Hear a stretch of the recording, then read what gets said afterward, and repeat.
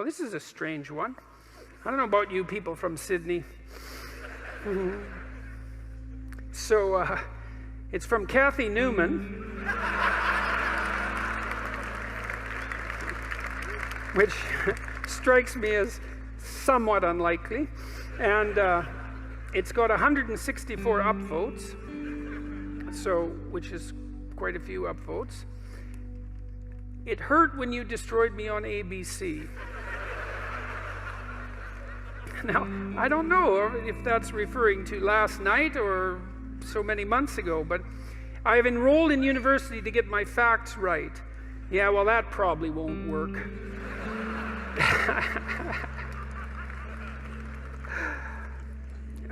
Thank you for enlightening my soul. The burns are still healing. Yeah, well, it's not exactly a question. It's 4 sentences that are quite the strange combination. I would say something about the burns are still healing. You know, I mean, Nietzsche said that you could tell much about a man's character by how much truth he could tolerate, which is very interesting. You know, there's an idea in the great Western tradition that the truth is the way and the path of life, and that no one comes to the Father except through the truth. And I believe that to be the case, because I don't think that you can manifest who you are without the truth. And so I think it's literally and metaphorically true that the pathway to who you could be if you were completely who you were is through the truth. And I would say, and so the truth does set you free, but the problem is that it destroys everything that isn't worthy in you as it sets you free, and that's a process of burning. And it's painful because you cling to what you shouldn't be, partly out of pride and partly out of ignorance and partly out of laziness, and so then you encounter something true, and you all know this perfectly well, because when was the last time that you learned something important that wasn't a blow of some sort, you know? And it's often you look back at your life and you think, oh God, I really learned something there. I wouldn't want to do that again, but it really changed my life. I mean, sometimes it can really destroy you, you know, an encounter with the truth, and you never really recover. But now and then something comes along and straightens you out, and a lot of you has to go. A lot of you has to burn away, you know, and I suppose in some sense the idea is that everything about you that isn't worthy is to be put into the flames. And that's another reason to be not so casual about claiming what you believe, because it isn't something that you undertake without due caution. You know, I learned when I was a kid, about 25 or so, a little older than a kid, that almost everything that I said was one form of lie or another.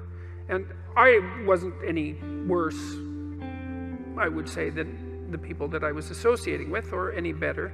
And the lies were manifold, you know. They were attempts to win arguments for the sake of winning the argument. That might be one. Attempts to indicate my intellectual prowess when there were competitions of that sort. Maybe just the sheer pleasure of engaging in an intellectual argument and winning. My inability to distinguish between ideas that I had read and incorporated because I had read but hadn't realized that I hadn't yet earned the right to use, all of that.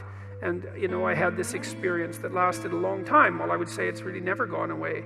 And I think this was the awakening of my conscience, essentially. And I didn't realize this until much later, when I was reading Socrates' Apology. This voice, for lack of a better word, made itself manifest inside me, and it said every time I said something that wasn't true, and that's usually what it said. That's not true. You don't believe that. or there was a sensation that was associated with it. I don't think this is that uncommon, you know. I asked my psychology classes for many years in a row if they had an experience, this experience, that they had a voice in their head, let's say, it's a metaphor, or a feeling that communicated to them when they were about to do something wrong.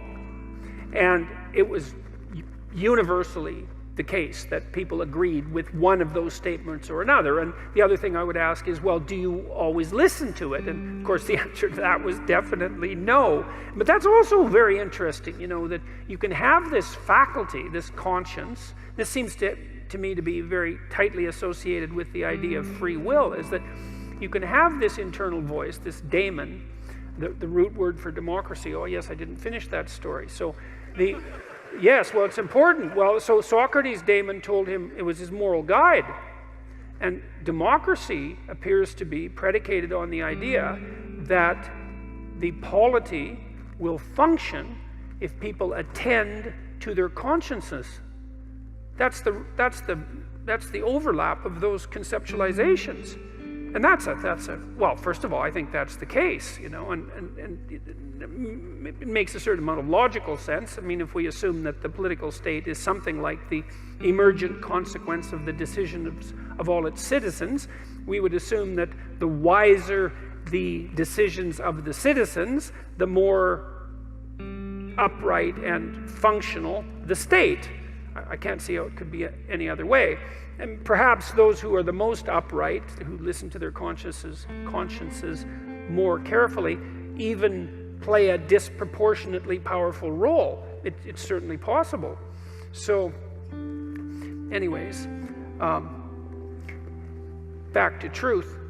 Well, you know, I learned that so much of what I was doing was false. And I think I learned this. See, there's a reason that this came to me so clearly. I was trying to understand why people did terrible things. And I was really concentrating on the terrible, terrible things that people do. And I was interested in Auschwitz, for example, and not as a political phenomenon, but as a psychological phenomenon. I was curious about how you could be an Auschwitz guard. And I wasn't really curious about how you could be one, because, well, you could be one, of course.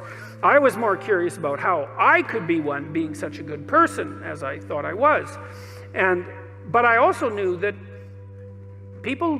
many people did many terrible things during the 20th century, and the idea that I was somehow better than them, or that I should assume a priori that I was better than them, and that I wouldn't have made the same choices or worse had I been in the same situation, was a very, very, very dangerous supposition.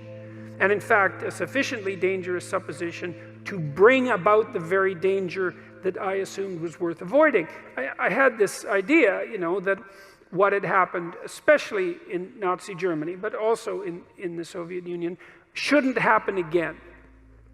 That what we needed to do, because of what happened in the 20th century, especially because we also managed to create hydrogen bombs, that we had become so technologically powerful that there wasn't time for that anymore, that time for that was over, and that we really needed to understand why it happened, and that perhaps we could go deep enough in that understanding, which is, I think, what happens when you go deep into understanding, so that you could stop it. Because if you understand a problem, maybe you can solve it, you know. And at least in part, I came to believe that the problem was, as Solzhenitsyn said, that the problem is that the line between good and evil runs down every human heart. And I was reading Jung at the same time, you know, and he believed that the human soul was a tree whose roots grew all the way to hell, and believed also that in the full investigation of the shadow, which was the dark side of the human psyche, was that it was bottomless, essentially, that it was like an experience of hell. And that also struck me as true. And that the way to stop those sorts of things from happening was to stop yourself from being the sort of person who would do it, who would even start to do it. Because the other thing you learn when you learn about atrocities of that sort, you could read Ordinary Men, by the way, which is an unbelievably great study of exactly this sort of phenomenon. It's on my book list on my website. It's about a group of German policemen who were turned into brutal murderers over a period of months when they went into Poland after the Germans had marched through. And they were just ordinary middle-class men. And they weren't forced into this by their leadership, by the way, either, which is one of the things that makes the book so interesting. So for me, it was a matter of understanding that if we want this sort of thing to not happen anymore, then we have to start to become the sort of people who wouldn't do it, which seems rather self-evident, all things considered, unless, you believe that we're the pawns of social forces, for example, like the Marxists do. And I don't believe that, because we're also the creator of social forces. And we're also capable of standing up to social forces, because I would say the individual is more powerful than the social force, all things considered. Interestingly enough, that the way to stop such things from happening, the way to remember properly, is to understand that you could do it, that you could do those terrible things, because the people who did them were like you, and that the way out of that is to stop being like that. And the way you stop being like that is, well, at least in part, by ceasing to tell yourself lies that you don't believe in, and that you shouldn't act out. And and that's made a huge difference in my life, for better or for worse. I mean, it was a very uncanny experience, I would say, because it's very discombobulating to experience yourself as fragmented enough so that much of what you do and say is actually false. It's a lot of work to clean that up, a lot. But the consequences are, in principle, worthwhile. And so that was part of what understanding that was part of what drove me towards clinical psychology, say, and away from political science and law and from politics in general, because I started to believe that, and I think this is the great Western idea, which people were quite irritated about, by the way, on Q&A last night as well, that the proper route forward for the redemption of the individual and for mankind as a whole is as a consequence of the redemption of each individual. And I truly believe that. And I believe that that occurs as a consequence of adherence to the truth and courage in the face of being. That's rule one, right? To stand up straight with your shoulders back, is to take on the onslaught and to enter the contentious ring and to do more than your best, because your best isn't enough, because your best isn't as good as you could be. You have to push yourself past that. And that's, as far as I can tell, where you find what you need in life. You find the meaning that sustains you in life, and you find the patterns of action that redeem the world, both at the same time. I mean, life is a very difficult business. It's fatal, and it's full of suffering, and it's full of betrayal and malevolence. There's nothing about it that's trivial. It's all profound.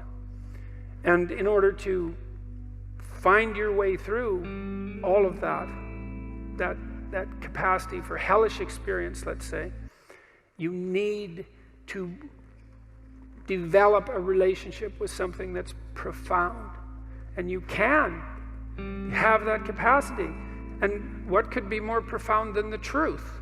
And what would you rather have on your side? And you might say, well, that's obvious, and of course everyone should do that. And then you need to know why you don't. And the answer is, well, sort of encapsulated in this first amusing question. Thank you for enlightening my soul. The burns are still healing. It's like, well, there's no shortage of dead wood to burn off. And And there's no shortage of pain when the dead wood burns off. And that's what makes people afraid of the truth. You know, maybe that's why Moses encountered God in a burning bush. Who the hell knows? But there's something about that idea that seems to me to be the case. And so, what's the decision that you make? You know, you decide to believe. You know, it's a risk, an existential risk. It's an act of faith. You believe that the truth can set you free. You believe that people have an intrinsic divinity about their soul. You decide that you're going to live in that manner and that you're going to let everything about yourself that isn't worthy of that goal die. And that might be almost everything that you are. And that's a terrible thing to contemplate. The only thing that's worse, I would say, is the alternative. Because the alternative is the sorts of hells that we managed to produce around us and that we produced with particular expertise during the totalitarian regimes of the 20th century. And it would be a good thing if we decided collectively and individually not to go back there again. Thank you.